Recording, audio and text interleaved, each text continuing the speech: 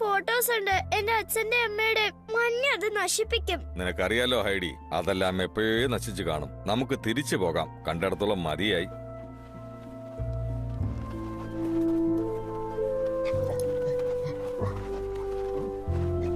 നമുക്ക് ഈ വീട് വീണ്ടും വെക്കാം, അപ്പൊ ഇതെല്ലാം ശരിയാവും.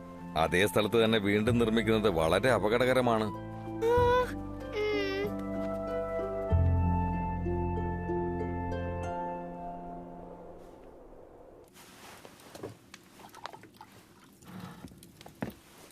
ഈ സൂപ്പ് നല്ല രസമുണ്ട്.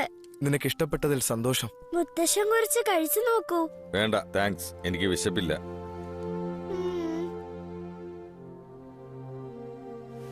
മുത്തശ്ശൻ എന്ത് വിഷമത്തിലാണെന്ന് കണ്ടില്ലേ? നമ്മുടെ കൂടെ ഇരുന്ന് കഴിക്കാൻ പോലും താല്പര്യമില്ല. ആ വീട് അദ്ദേഹത്തിന്റെ ജീവനായിരുന്നു. അദ്ദേഹം വീണ്ടും ഒന്ന് ചിരിച്ചു കാണാൻ കഴിഞ്ഞെങ്കിൽ.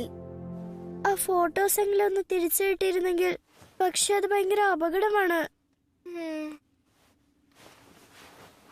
പക്ഷെ നാളെ എന്തായാലും നമ്മൾ അടിച്ചു പൊളിക്കും. അതിനുവേണ്ടി നമ്മൾ നന്നായി ഉറങ്ങണം. ആ ശരി.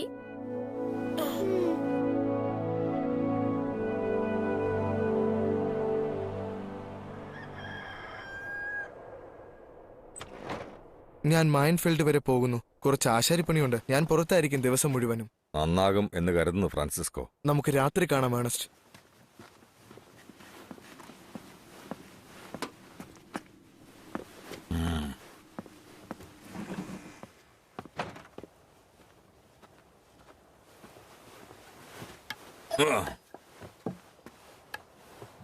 മുത്തശ്ശ, പീറ്റർ തന്ന കത്ത് കൊടുക്കാൻ ഞങ്ങൾ ബ്രിജറ്റിനെയും മുത്തശ്ശിയും കാണാൻ പോവാ.